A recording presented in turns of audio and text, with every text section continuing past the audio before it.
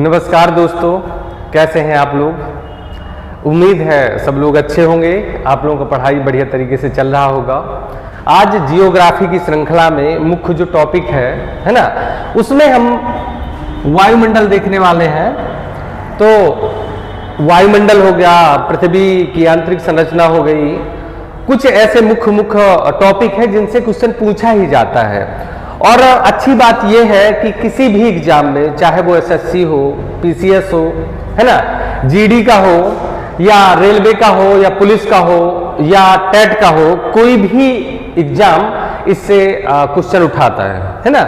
तो सबसे पहले हमें इन्हीं टॉपिक को देखना है। जैसा कि हमने कहा था कि क्रम बाई क्रम हम आपको एक श्रृंखला प्रोवाइड करवाएंगे, जियोग्राफी का, हिस्ट्री का, इकोनॉमिक्स का, पॉलिटी का। तो क्रम बाई क्रम चलते हैं। तो सबसे पहले हम देखते हैं आज वायुमंडल, है ना। तो वायुमंडल स्टार्ट करने से पहले हमें जानना होगा कि वायु है क्या, है ना। इसके बाद जानेंगे हवा, इसके बाद जानेंगे पवन, है ना। देखिए, दरअसल यदि हिंदी में देखा जाए तो एक दूसरे के पर्यायवाची है, जबकि यदि इसको विभाजित किया जाए तो ऐसा नहीं है। इनका अलग अलग इनके गुण होते हैं। चलिए, सबसे पहले हम आपको बता दें कि जो वायु है वो क्या है? गैसों का एक समूह है ना। गैसों का एक समूह है ना। मतलब गैसों के समूह को क्या कह दिया जाता है? वायु कह दिया जाता है। और जब बहुत सारी गैसें एक मंडल का निर्माण करती हैं, जब बहुत सारी गैसें एक मंडल का निर्माण करती हैं तो वो कहलाता है वायुमंडल। इसके बाद वायु का एक दूसरा रूप है हवा, है ना। तो चाहे हवा कह दे या गैस कह दे, एक ही है, हवा और गैस, है ना।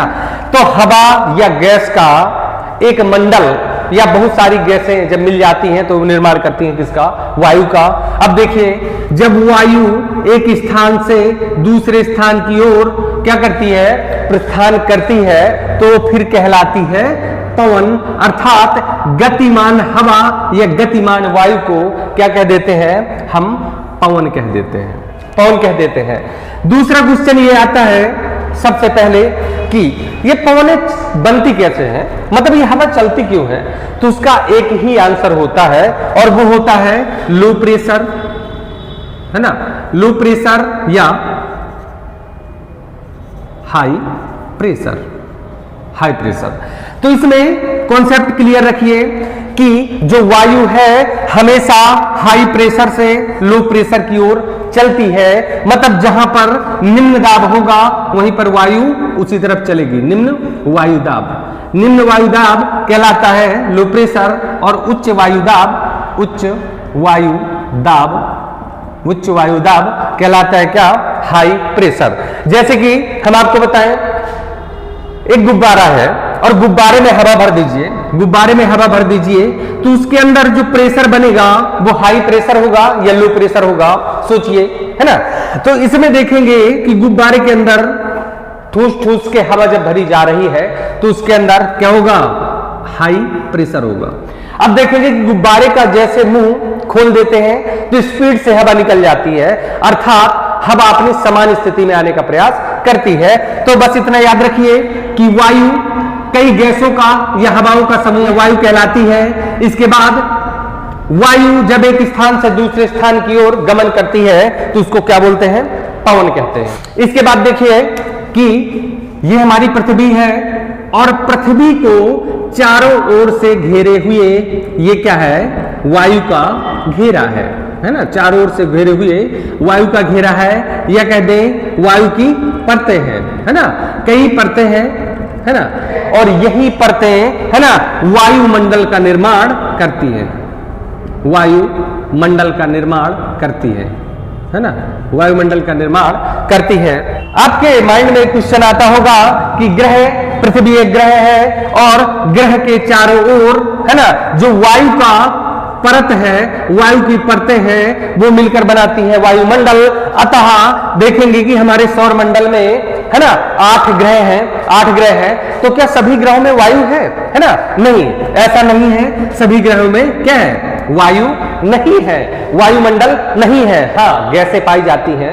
जैसे कि आप देखेंगे शुक्र ग्रह में CO2 है, CO2 है। एक चीज और यहां से सुन लीजिए कि मंगल ग्रह पर एक समय था कालांतर में कि मंगल ग्रह पर भी वायुमंडल था, है ना, लेकिन उधर का वायुमंडल नष्ट कैसे हुआ, बात यहां पे आती है। जब मंगल का वायुमंडल नष्ट हो सकता है तो क्या पृथ्वी का वायुमंडल नष्ट हो सकता है? यह भी एक विचारणीय तथ्य है। तो सुनिए मेरी बात, सबसे पहले आप ये देखिए, यह सत्य है, मंगल में वायुमंडल था।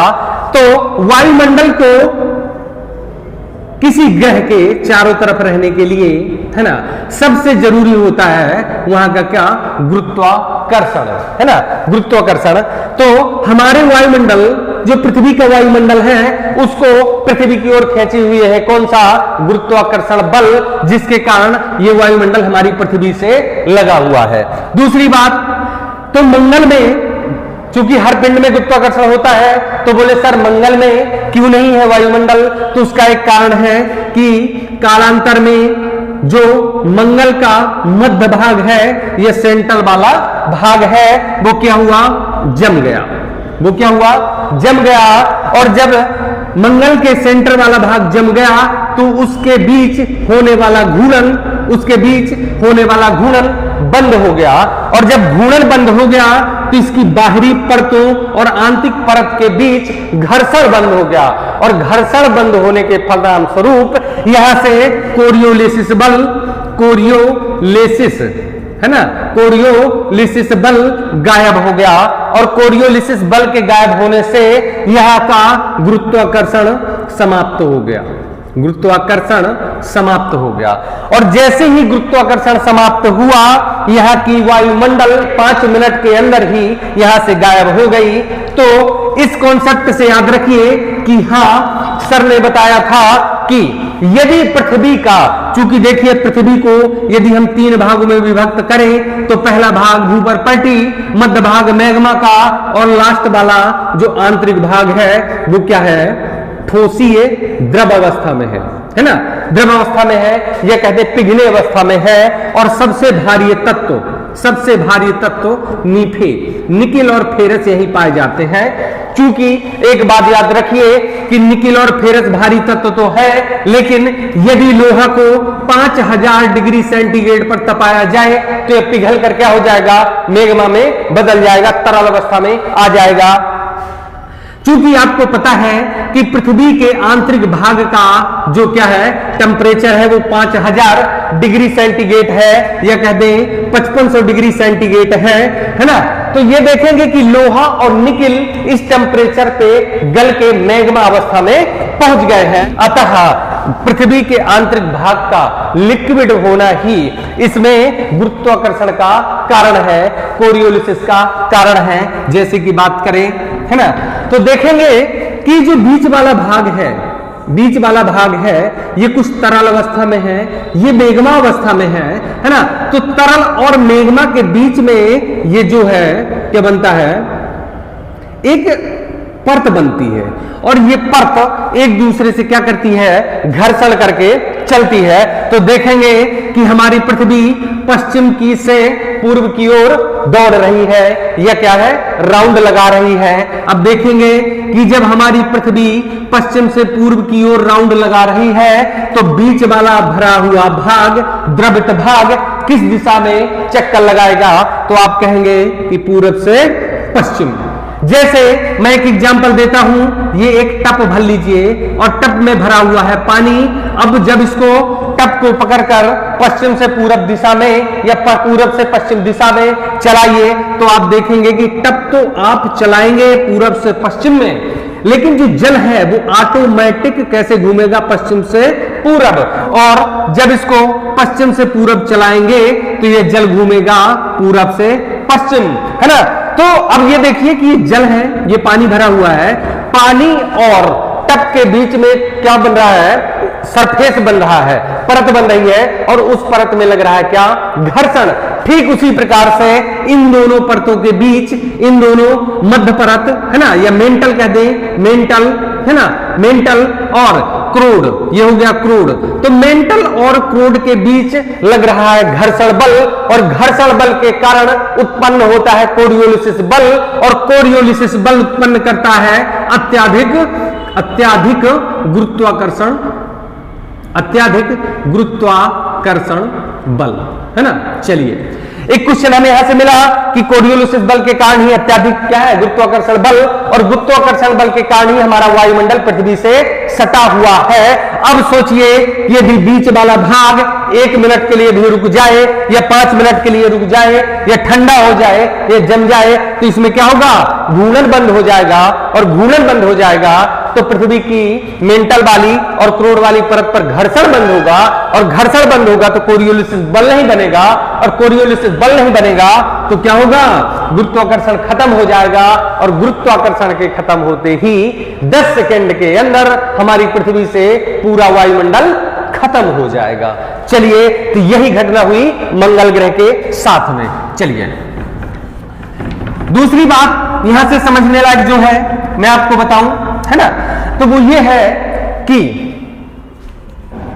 बताया कि जो नीचे है निकेल और फेरस भारी तत्व है वो पृथ्वी के बीच वाले भाग में आ गए। जैसे कि आप गिलास में जब पानी भरिए, है ना, और इसमें कुछ हल्के तत्व डालिए तो ऊपर ही रह जाएंगे, लेकिन जो भारी तत्व होंगे जैसे कंकड़ हो गए, है ना, कील हो गई, इसके बाद लोहे का कुछ पार्ट हो गया, तो देखेंगे कि उसमें भारीपन के कारण क्या होंगे, तली में बैठ जाएंगे। सेम उसी प्रकार से सुन लीजिए कि पृथ्वी का जो वायुमंडल है, पृथ्वी का जो वायुमंडल है वो कई भागों में विभक्त है, कई परतों में विभक्त है, और इन्हीं परतों को मिला करके कहा जाता है वायुमंडल, है ना। तो वायुमंडल में ये देखिएगा कि वायुमंडल किसका समूह है ना, कहेंगे गैसों का, गैसों का मिश्रण है, गैसों का समूह क्या कहलाता है, वायुमंडल कहलाता है, या वायुमंडल का निर्माण करता है। अब देखिएगा कि इसमें जो भारी गैसें होंगी, इसमें जो भारी गैसें होंगी, भारी गैसें होंगी, तो भारी गैसें नीचे आती हैं, या भारी सामान, भारी वस्तु नीचे आती है, अतः भारी गैसें भी क्या आएंगी,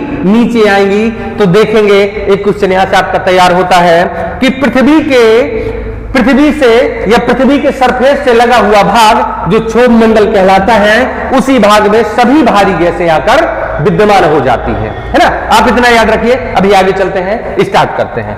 चलिए, एक एक करके हम इसको देखते हैं, है ना। पृथ्वी के जो बाहर वायुमंडल है, वायुमंडल को क्या करते हैं, अलग अलग क्रम में बांटते हैं। सबसे पहले एक चीज और आप देखेंगे, और वो ये है कि यहां पर कुछ प्रमुख गैसें पाई जाती हैं जिनका परसेंटेज आपसे पूछा जाता है, या आपसे ये कहा जाता है कि इस गैस का कितना परसेंट वायुमंडल में पाया जाता है, या ये कह दें कि कौन सी गैस सर्वाधिक मात्रा में है ना। यह सीधा क्वेश्चन ये पूछा जाएगा, आर्गन कितना है, कार्बन डाइऑक्साइड की मात्रा कितनी है, इसमें इसके बाद मीथेन कितनी है, इसके बाद आएगा इसमें नाइट्रोजन। तो सुन लीजिए, ध्यान रखिएगा, है ना, ध्यान रखिएगा कि सबसे ज्यादा पाई जाने वाली गैस कौन सी है, नाइट्रोजन है, जो कितना है 78 कितना है ना, 78.3% कर दें, 31% कर दें, तो आप 78 याद रखिएगा। या कह दें पृथ्वी के वायुमंडल में पाई जाने वाली सबसे अधिक मात्रा में गैस कौन सी है, तो वो लगाएंगे आप कौन सा, नाइट्रोजन, है ना, नाइट्रोजन लगाएंगे। इसके बाद आएगा ऑक्सीजन, ऑक्सीजन प्रतिशत कितना है इसका, ऑक्सीजन का, तो वो 21% है ना, या इसी को लिख देते हैं 20.93%, 20.93%, है ना। इसके बाद आ जाते हैं आर्गन पे, आर्गन पे, और आर्गन को आप देखेंगे कि मैं आपको एक तरीका बताऊं, ऑक्सीजन में ये आगे वाला पार्ट हटा दीजिए आप, है ना, मतलब 20 वाला भाग हटा दीजिए तो कितना बचा, देखिएगा कि 0.93%, ठीक है। इसके बाद और आगे देखिएगा कि चौथी गैस जो है, और वो है कौन सी, कार्बन डाइऑक्साइड या CO2, है ना। तो CO2 की मात्रा 0. जैसे इसमें इससे 20 हटाया था, वैसे इससे 9 हटा दीजिए और 9 की जगह रख दीजिए 0, फिर लिखेंगे 3, फिर लिखेंगे %, अर्थात कार्बन डाइऑक्साइड की मात्रा 0.03% होगा, है ना। तो इन तीनों को याद, चारों को याद रखिए, आप चारों को याद रखिए, पूछ लिया जाता है। नाइट्रोजन का प्रतिशत कितना है, यह सर्वाधिक कौन सी गैस पाई जाती है, तो वह नाइट्रोजन।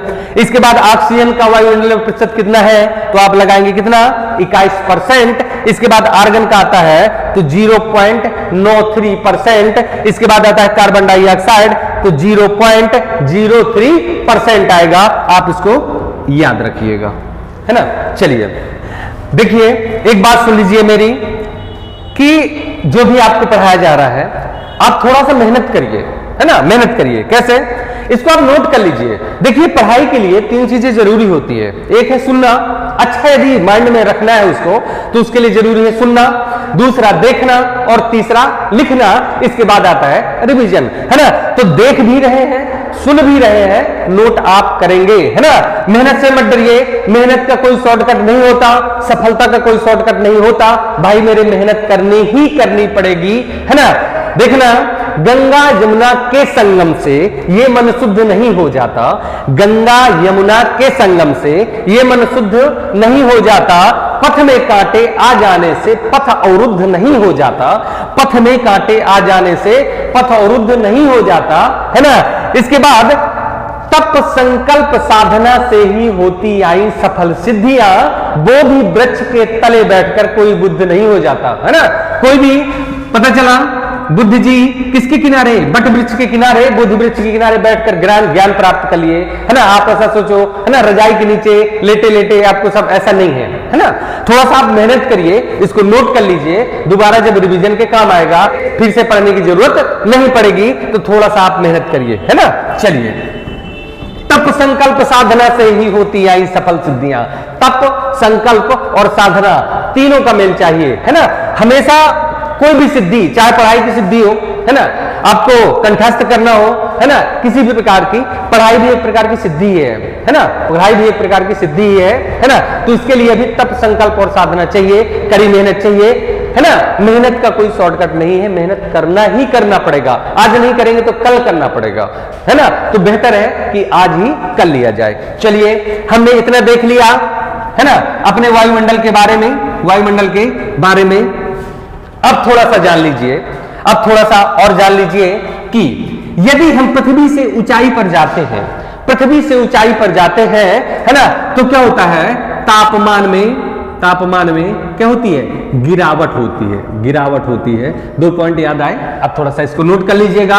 तापमान में गिरावट होती है। एक पॉइंट और इसमें कि प्रति 165 मीटर की ऊंचाई पर जाने में 1 डिग्री सेंटीग्रेड की क्या हो जाती है, कमी हो जाती है, कमी हो जाती है। इतना आप याद रखिए। दूसरा पॉइंट और आप सुन लीजिए कि पृथ्वी के अंदर या पृथ्वी के आंतरिक भाग में प्रवेश करने पर प्रति 32 मीटर, है ना, प्रति 72, है ना, जाने पर 1 डिग्री तापमान की क्या हो जाती है, वृद्धि हो जाती है। इतना आप याद रखिए, है ना। चलिए, इसके बाद चलते हैं, इसके बाद चलते हैं,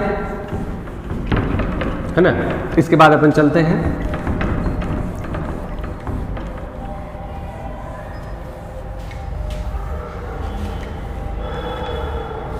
इसके बाद अपन चलते हैं सबसे पहले वायुमंडल की परतों पर। तो हम आपको बता दें कि वायुमंडल को 5 परतों में विभक्त किया गया है, और वो 5 परत कौन कौन से हैं। तो नीचे से यदि चलें तो ये बना लीजिए ऐसे पृथ्वी, ये बना लीजिए पृथ्वी, और पृथ्वी के ऊपर पहला जो भाग है और वो कहलाता है क्षोभ मंडल, है ना।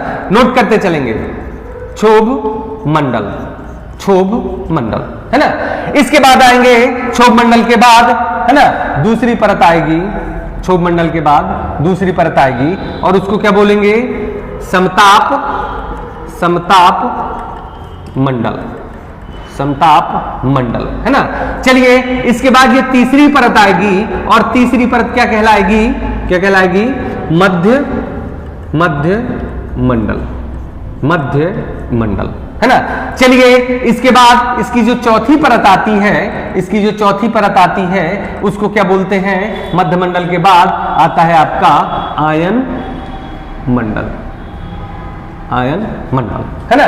चलिए, इसके बाद और ऊपर चलें तो क्या आता है, बहिर्मंडल, है ना, बहिर्मंडल, है ना। और बहिर्मंडल के बाद देखेंगे कि लग जाता है अंतरिक्ष, है ना, क्योंकि यहां का और ज्यादा अध्ययन करना क्या है, आसान नहीं है, इसलिए इसको 5 भागों में बांट करके इसके ऊपर का जो भाग है 1000 किलोमीटर की ऊंचाई के बाद अंतरिक्ष लग जाता है, तो अंतरिक्ष से हमें अभी मतलब नहीं है। थोड़ा सा इसको देखते हैं तो याद रखिए इसकी हम ऊंचाई भी नापेंगे और इसमें होने वाली घटनाओं को भी देखेंगे। इसमें इसकी महत्वपूर्ण घटनाएं क्या है, हर एक मंडल की अपनी अपनी विशेषता है, तो उन विशेषताओं पर चर्चा करते हैं। ये आप थोड़ा सा बना लीजिए, इसके बाद क्रम बाय क्रम डाल के अपन लिखते हैं, है ना। चलिए, थोड़ी सी समझ आपकी विकसित हुई होगी वायुमंडल के बारे में, पृथ्वी के वायुमंडल के बारे में, है ना। इसके बाद उसका करते हैं क्या, विखंडन। मतलब वायुमंडल को कई परतों में बांटा गया है, तो एक एक परत को उठा के उसको पढ़ते हैं।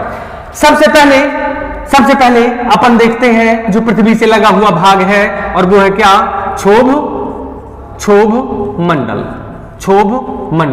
1 नंबर इसको दे दीजिए, है ना। क्षोभ मंडल, इंग्लिश की बात करें क्योंकि अभी नया ट्रेंड चला हुआ है ना।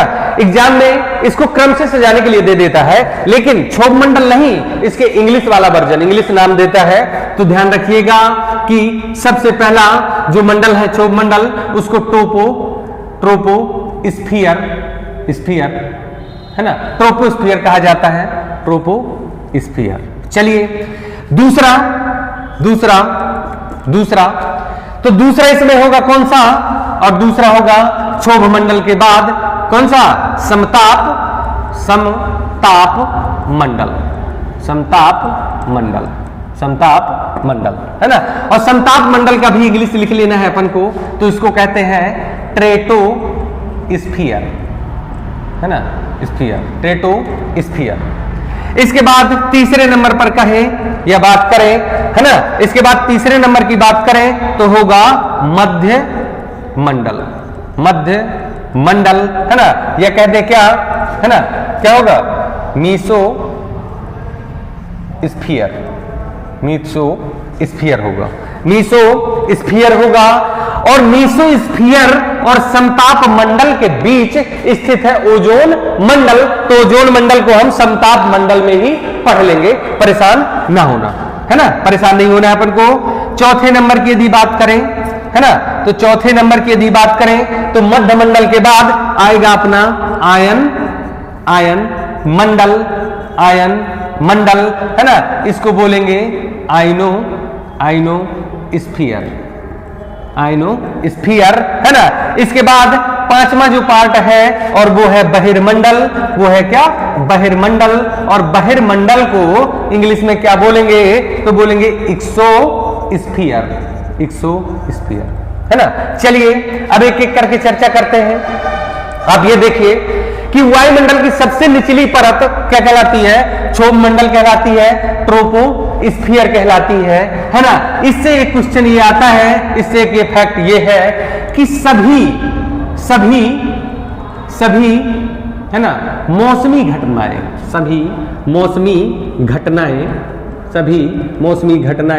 यहां घटित होती हैं, ठीक है। दूसरा इसमें करेंगे, इसका दूसरा पॉइंट करना है ना। एक चीज और कर लीजिए, यहां घटित होती है, जैसे क्या, बादल, वर्षा, है ना, बिजली कड़कना,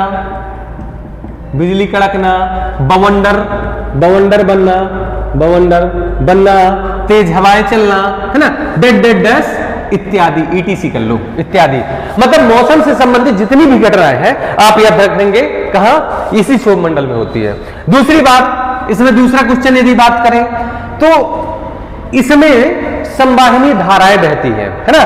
तो कौन से क्वेश्चन ये आता है, कौन से मंडल को संवाहनीय मंडल कहते हैं, तो इसी को क्षोभ मंडल को संवाहनीय मंडल भी कहा जाता है। क्यों, क्योंकि इसमें संवाहनीय धाराएं चलती हैं, संवहनीय धाराएं चलती हैं, है ना।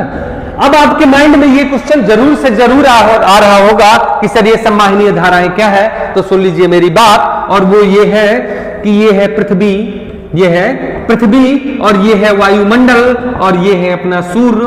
तो आप देखेंगे कि सूर्य से आने वाले विकिरण के ताप को कौन करता है, वायुमंडल कुछ अवशोषित करता है, कुछ ताप पृथ्वी अवशोषित करती है, कुछ ताप जल अवशोषित करता है ना। तो कुल मिला के मैं बात ये कहूं कि जो वायुमंडल द्वारा अवशोषित एनर्जी है, ये तापन है ना, वो वायुमंडल में क्या हुआ, वायुमंडल द्वारा सोख लिया गया, लेकिन पृथ्वी द्वारा जो सूर्य की ऊष्मा सोखी गई, सूर्य के द्वारा जो ताप आ रहा है उसको सोखा गया। तो जब सूर्य देखेंगे कि जब सूर्य चला जाता है, सूर्यास्त हो जाता है ना, तो पृथ्वी ऑटोमेटिक ठंडी होने लगती है, और ठंडी होगी तो इसका मतलब अपना क्या होगा, ऊष्मा बाहर निकालेगी। तो पृथ्वी द्वारा जो ऊष्मा सोखी गई है वो संवहनीय धाराओं के द्वारा बाहर निकाली जाती है और वायुमंडल में छोड़ दी जाती है, यही कहलाती है संवाहिनी धाराएं। अर्थात सूर्य से ऊष्मा किसने अवशोषित किया, पृथ्वी ने, लेकिन जब पृथ्वी ठंडी होने लगी सूर्य के अस्त होने के बाद, तो ये अपनी ऊष्मा किससे, विकिरण के द्वारा वायुमंडल में भेजेगी, अर्थात इससे धाराओं के रूप में ऊष्मा बाहर निकलेगी, और इन्हीं को बोलते हैं संवाहिनी धाराएं। चलिए, तो संवाहिनी मंडल कौन सा होगा, क्षोभ मंडल, इसमें संवाहिनीय धाराएं बहेंगी, है ना। दूसरी बात, क्षोभ मंडल में 165 प्रति मीटर की ऊंचाई पर जाने पर क्या होता है, 1 डिग्री तापमान की वृद्धि होती है। तो आप ये 3 फैक्ट यहां से याद रखिए, 3 फैक्ट, है ना। इसके बाद क्वेश्चन आता है घुमाने के लिए कि हेलीकॉप्टर हो जाता है, हेलीकॉप्टर, है ना, कहां पे उड़ा जाते हैं, तो क्षोभ मंडल में। लेकिन कंफ्यूजन कहां पे होती है कि वायुयान भी कहां उड़ाए जाते हैं, तो वो उड़ाए जाते हैं समताप मंडल में, क्षोभ मंडल में नहीं उड़ाए जाते हैं। इसमें सभी भारी गैसें क्या होती हैं, गैसें मौजूद होती हैं। इतना आप याद रखिए। इससे 3-4 पॉइंट हैं, इन 3-4 पॉइंटों को आप क्या कर लेंगे, नोट कर लेंगे, है ना। चलिए, एक पॉइंट और है कि इसकी ऊंचाई कितनी होगी, तो ये ऊंचाई होती है कितनी, 18 किलोमीटर तक, है ना। और इसकी ऊंचाई घटती बढ़ती रहती है ना। तो 8 से लेकर 18 किलोमीटर तक इसकी क्या रहती है, 8 से लेकर 18 किलोमीटर तक ऊंचाई रहती है। कैसे देखेंगे, ये है पृथ्वी और ये है क्या, हमारा क्षोभ मंडल। तो ये हमारे ध्रुव है और ये हमारी क्या है, विषुवत रेखा है, 0 डिग्री अक्षांश रेखा है, 0 डिग्री अक्षांश रेखा है। तो आप ये बात जानते हैं कि गर्मी के दिनों में या अत्यधिक गर्मी के कारण वायु क्या होती है, गर्म होती है, और गर्म वायु हल्की होकर ऊपर उठ जाती है। जैसे घरों में देखेंगे कि घरों में जंगला बनाए जाते हैं और रोशनदान बनाए जाते हैं। तो रोशनदान गर्म वायु को बाहर निकालने के लिए बनाए जाते हैं, और जो जंगला या खिड़कियां बनाई जाती हैं वो ठंडी हवाओं को अंदर लाने के लिए बनाई जाती हैं, है ना। सेम इसी प्रकार से आप देखिएगा कि जब सूर्य परमानेंट साल भर, है ना, कर्क रेखा और मकर रेखा की बीच विचरण करता है, अर्थात 0 डिग्री अक्षांश पर परमानेंट क्या रहती है, गर्मी रहती है। और जब परमानेंट गर्मी रहती है तो यहां की वायु क्या होती है, गर्म होकर ऊपर उठती है, अर्थात वायुमंडल ऊपर जाता है। और अब देखना, अब आते हैं ध्रुवों की ओर। तो ध्रुवों में साल भर जमी रहती है बर्फ, सूर्य की रोशनी, है ना, सूर्य की रोशनी वहां पर अत्यधिक पहुंच नहीं पाती, तो यहां पर होती है ठंड। और देखेंगे कि ठंडी वायु हमेशा क्या रहती है, नीचे ही रहती है, ज्यादा ऊपर नहीं जा पाती। तो यहां से एक चीज याद रखिए कि क्षोभ मंडल ध्रुवों पर, है ना, ध्रुवों पर कम ऊंचाई में रहता है, लगभग 7 से 8 किलोमीटर की ऊंचाई में। इसके बाद जो विषुवत रेखा है ना, विषुवत रेखा है या भूमध्य रेखा है, उस पर क्षोभ मंडल अत्यधिक ऊंचाई पर रहता है, यानी 18 किलोमीटर तक। अब जब दोनों का औसत निकाला जाएगा तो लगभग 14 के आसपास आएगा या 13 के आसपास आएगा, देख लीजिएगा। तो क्षोभ मंडल की औसत ऊंचाई 13 से 14 किलोमीटर, है ना, 13 से 14 किलोमीटर। और क्षोभ मंडल की भूमध्य रेखा पर ऊंचाई अत्यधिक 18 किलोमीटर, और क्षोभ मंडल की ध्रुवों पर ऊंचाई तो कितनी होगी, 7 से 8 किलोमीटर। इतना आप याद रखिएगा, है ना। तो एक पॉइंट हमें यहां लिखना है, कि क्षोभ मंडल, है ना, क्षोभ मंडल की ऊंचाई, है ना, ध्रुवों पर कम, है ना, कम लगभग 8 किलोमीटर, है ना, तथा भूमध्य रेखा पर कितनी होती है, भूमध्य रेखा पर कितनी होती है ना, 18 किलोमीटर, अर्थात वायुमंडल की औसत ऊंचाई कितनी होगी, औसत ऊंचाई, है ना, औसत ऊंचाई, तो वो लगाएंगे आप 13 से 14 किलोमीटर, 13 से 14 किलोमीटर। 3 से 4 क्वेश्चन, 5 क्वेश्चन इससे याद रखिएगा, यहीं से क्वेश्चन पूछे जाते हैं, इससे क्वेश्चन बाहर नहीं जाता है ना। तो आप देख लीजिएगा सभी मौसमी घटनाएं इसी में, सम्माहिनी मंडल, सम्माहिनी धारा इसी में। 165 मीटर ऊपर जाने पर, प्रति 165 मीटर ऊपर जाने पर 1 डिग्री सेंटीग्रेड की क्या होगी, तापमान की वृद्धि होगी। हेलीकॉप्टर भी यहीं पर चलाए जाते हैं। इसके बाद सभी भारी गैसें यहीं पर मौजूद है। क्षोभ मंडल की ऊंचाई ध्रुवों पर क्या होती है, कम होती है, लेकिन भूमध्य रेखा पर क्या होती है, अत्यधिक होती है। और क्यों होती है ये भी अपन ने जान लिया, है ना। तो चलिए अब दूसरा उठाते हैं, और वो उठाते हैं कौन सा, वो उठाते हैं अपन समताप मंडल।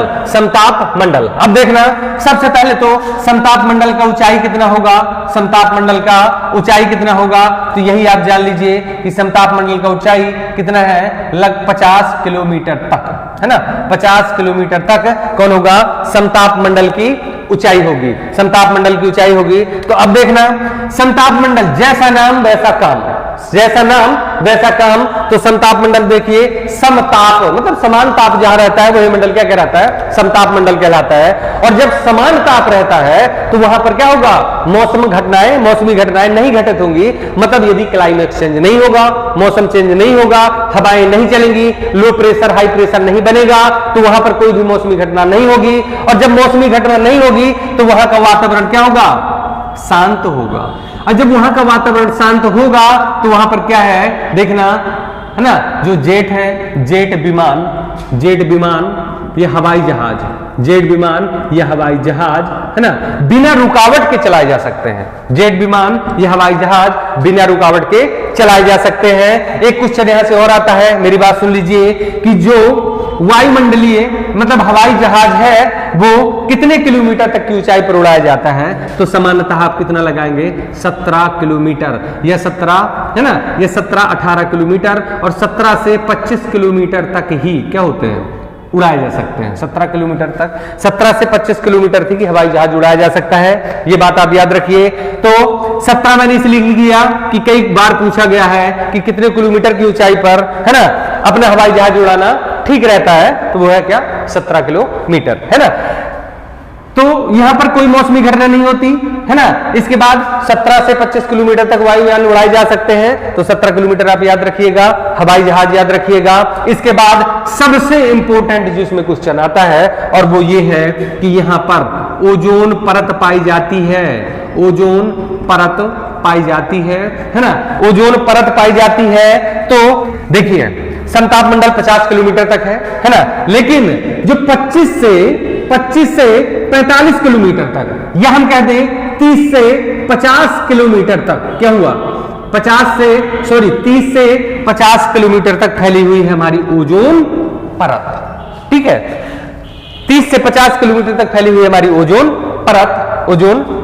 अब देखना कि ओजोन परत किससे निर्मित है, तो यह है किससे निर्मित, ऑक्सीजन से, अर्थात ऑक्सीजन के 3 अणु मिलकर किसका निर्माण करते हैं, ओजोन परत का निर्माण करते हैं। एक क्वेश्चन और यहां से सुन लीजिए कि ओजोन परत का काम क्या रहता है, सूर्य से आने वाली पराबैंगनी किरण से हमारी रक्षा करना। पराबैंगनी किरण में रहता है क्या, अल्ट्रावायलेट किरणें, जो सबसे खतरनाक है ना, यूवी, है ना, UV, ultraviolet A, ultraviolet B, ultraviolet C. तो इनसे हमारी रक्षा कौन करता है, ओजोन ही करता है। लेकिन और एक अच्छी बात बताएं आपको कि ओजोन किससे, पराबैंगनी किरणों से ही, पराबैंगनी किरणों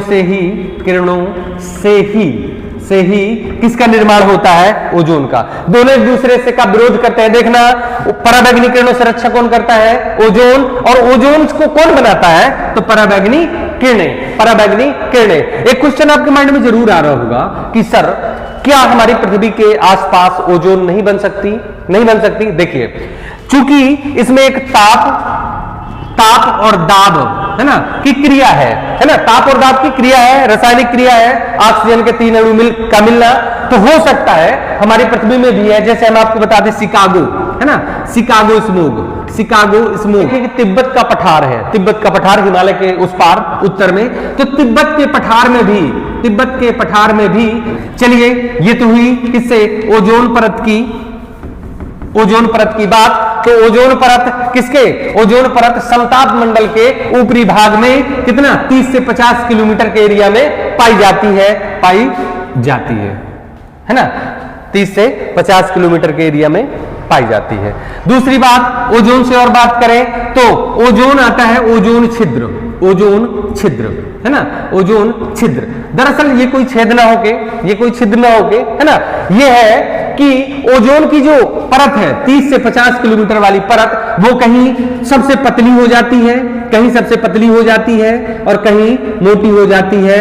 तो ये परत जो है ऐसा लगता है कि यहां पर बहुत बड़ा क्या है, छिद्र हो गया है, छिद्र हो गया है। और वो छिद्र कहां देखा जा सकता है, अंटार्कटिका, अंटार्कटिका, अंटार्कटिका, है ना, अंटार्कटिका महाद्वीप में देखा जा सकता है। तो अंटार्कटिका महाद्वीप के ऊपर या दक्षिणी ध्रुव के ऊपर, है ना, ओजोन छिद्र देखा गया है ना, ओजोन छिद्र देखा गया है। और ओजोन को नष्ट करने वाली गैसें कौन सी हैं, तो वो है क्या, CFC, क्लोरोफ्लोरोकार्बन, है ना, C से क्या हो जाएगा, क्लोरीन, है ना, C से क्लोरीन, F से क्या हो जाएगा फ्लोरीन, है ना, फ्लोरीन, और C से क्या हो जाएगा फिर कार्बन, है ना।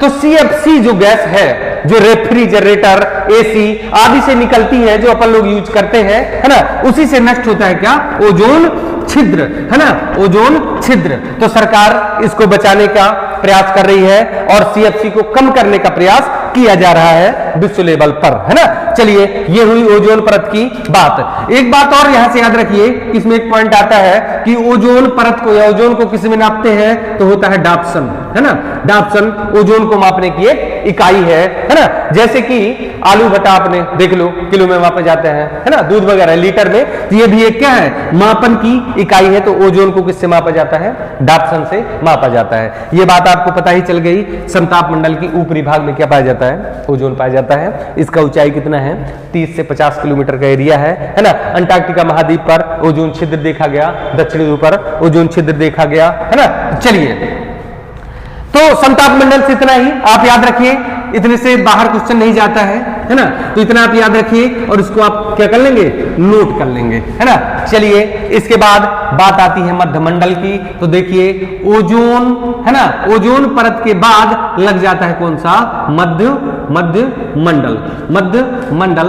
तो इसकी ऊंचाई देखेंगे तो वो आती है कितनी, इसकी ऊंचाई आती है लगभग 90 किलोमीटर, 90 किलोमीटर। अब देखेंगे कि जैसे ही ऊपर की तरफ जाते हैं, ऊपर की तरफ जाते हैं, टेम्परेचर कम होने लगता है और मध्य मंडल तक आते आते, है ना, माइनस में पहुंच जाता है टेम्परेचर। यहां पर माइनस लगभग 110 डिग्री सेंटीग्रेड, है ना, माइनस 100 डिग्री सेंटीग्रेड, इतना तापमान पहुंच जाता है।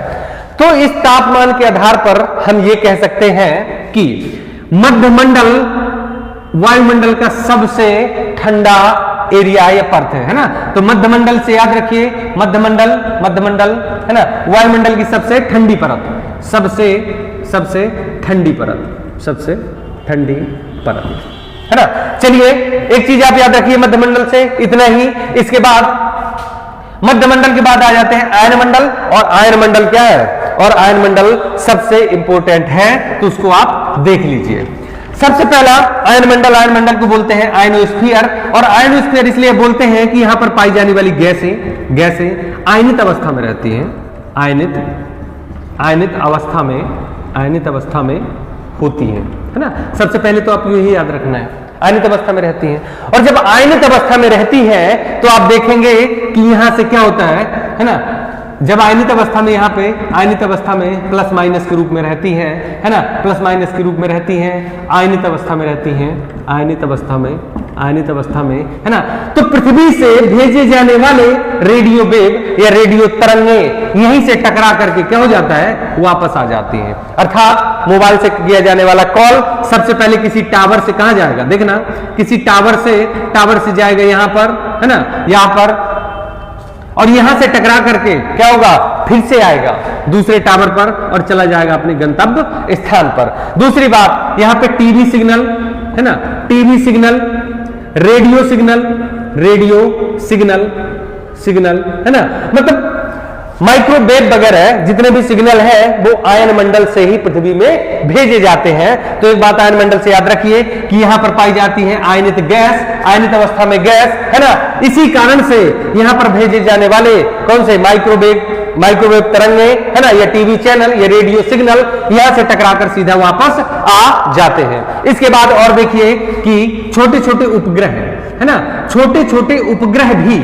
है ना, छोटे छोटे उपग्रह भी इसी कक्षा में छोड़े जाते हैं, इसी कक्षा में छोड़े जाते हैं। दूसरी बात है ना, TV signal, TV signal, radio signal, radio signal है ना, सिग्नल सिग्नल सिग्नल यहीं से टकराकर पृथ्वी में वापस भेज दिया जाता है। और तीसरा बात करें है ना, तो गैसें, गैसें कैसी होगी, गैसें आयनित, आयनित अवस्था में, आयनित अवस्था में है ना। तो दो तीन चीजें यहां से आप याद रखिए। इसके बाद सीधा आ जाइए आप कहां पर, बहिर्मंडल में, बहिर्मंडल में है ना। चलिए, अच्छा मध्यमंडल की ऊंचाई नहीं किया क्या यहाँ पे, चलिए कर लेते हैं है ना, 90 किलोमीटर तक होगा। इसके बाद आयन मंडल की ऊंचाई करें तो आयन मंडल की ऊंचाई लगभग जाती है 650 किलोमीटर तक है ना। इसके बाद बहिर्मंडल की बात करें तो बहिर्मंडल की ऊंचाई जाती है 650 से कितना, 1000 किलोमीटर तक है ना। और 1000 किलोमीटर के बाद लग जाता है अपना अंतरिक्ष, अंतरिक्ष लग जाता है अपना अंतरिक्ष है ना। तो चलिए बहिर्मंडल को देखें तो बहिर्मंडल 650 से ऊपर वाला भाग, 650 किलोमीटर के ऊपर वाला भाग 1000 किलोमीटर तक बहिर्मंडल कहलाता है। और बहिर्मंडल के बाद लग जाता है क्या, अंतरिक्ष। तो देखेंगे है ना कि जो बड़े उपग्रह हैं, बड़े उपग्रह है ना, चलिए यहां लिख लेते हैं है ना, यहां लिख लेते हैं। तो 1000 किलोमीटर तक 650 से 1000 किलोमीटर तक क्या होगा, बहिर्मंडल होगा। इसके बाद दूसरा सबसे इंपॉर्टेंट पॉइंट इसमें जो होगा, संचार उपग्रह है ना, संचार उपग्रह, संचार उपग्रह, संचार उपग्रह इसी में स्थापित किए जाएंगे, इसी में स्थापित किए जाएंगे। दो चीजें आप याद रखिए। इसके बाद क्या लग जाता है, 1000 किलोमीटर के बाद, 1000 किलोमीटर के बाद आपका लग जाता है क्या, अंतरिक्ष है ना, अंतरिक्ष लग जाता है। चलिए इतना चीज याद रखिए, 1000 किलोमीटर के बाद अंतरिक्ष लग जाता है। तो उम्मीद करते हैं ये चीज आपको समझ में आई होगी, और समझ में आई है तो नोट भी कर लिया होगा और उसको एक बार रिवाइज कर लीजिएगा तो हो जाएगा। आपको ऐड करना है तो एक चीज और ऐड कर सकते हैं कि मध्यमंडल को है ना उल्का मंडल भी कहते हैं, उल्का मंडल भी कहते हैं। क्यों होता है कि देखिए ये है पृथ्वी का क्या, वायुमंडल, पृथ्वी का ये है वायुमंडल, और यहां से कोई क्षुद्र ग्रह, कोई क्षुद्र ग्रह है ना अपनी कक्षा से भटक के पृथ्वी की कक्षा में प्रवेश कर जाता है। देखेंगे जब पृथ्वी के वायुमंडल में प्रवेश करेगा तो उस क्षुद्र ग्रह और पृथ्वी के वायुमंडल के बीच होगा घर्षण, और घर्षण के इतना तेज घर्षण होगा क्योंकि इतनी स्पीड से आते हैं क्षुद्र ग्रह, तो इतना तेज घर्षण होगा कि उन क्षुद्र ग्रहों में लग जाएगी क्या, आग है ना, उन क्षुद्र ग्रहों में लग जाएगी आग है ना। और आग लग जाने के बाद इतनी स्पीड से आते आते ये मध्यमंडल में क्या हो जाते हैं, जलकर राख हो जाते हैं। तो याद रखिए यदि ये पिंड जलकर राख हो जाते हैं तो उनको वो कहलाते हैं उल्का, वो कहलाते हैं उल्का। लेकिन कई बहुत बड़े पिंड होते हैं जो अधजलीय अवस्था में पृथ्वी के क्षोभ मंडल से होकर के पृथ्वी के ऊपरी भूपर पट्टी से टकरा जाते हैं है ना, अधजलीय अवस्था में, तो उनको बोला जाता है क्या, उल्का, उल्का पिंड है ना, उल्का पिंड। और ये पृथ्वी के जिस भाग से टकराते हैं उस भाग में क्या कहते हैं, बहुत बड़ा गड्ढा निर्मित करते हैं, गड्ढा निर्मित करते हैं है ना। तो आप देखेंगे कि जैसे लोनार झील है, लोनार झील है ना, लोनार झील महाराष्ट्र की वो क्या है, क्या है, उल्का निर्मित झील है, उल्का निर्मित झील है, निर्मित झील है ना। तो जो महाराष्ट्र की एक झील है लोनार झील, वो एक उल्का निर्मित झील है। इसमें भी कंफ्यूजन है, कई लोग कहते हैं ये उल्का से निर्मित नहीं है, ये क्रेटर से निर्मित है। क्रेटर क्या होता है कि ज्वालामुखी का ऊपर वाला भाग, ज्वालामुखी का सबसे ऊपरी भाग क्रेटर कहलाता है ना। तो यहां पर जब क्रेटर में पानी भर जाता है तो क्रेटर झील का उदाहरण हो जाता है। तो इसमें भी कंफ्यूजन है, जो आप लगा दीजिएगा दोनों सही है। क्रेटर झील का उदाहरण कौन सा? लूनार झील। उल्का झील का, उल्का से निर्मित झील का उदाहरण तो होगा कौन सा? लूनार झील, है ना। तो चलिए एक बार आप इसको देखिएगा और आशा करते हैं कि आपने नोट कर लिया होगा, है ना। तो आपके हमेशा के लिए हो जाएगा आपके लिए, और रिवीजन हमेशा आप कर पाएंगे, है ना। तो चलिए देखिए और इसके बाद मिलते हैं अगली वीडियो के साथ, है ना। तब तक के लिए धन्यवाद।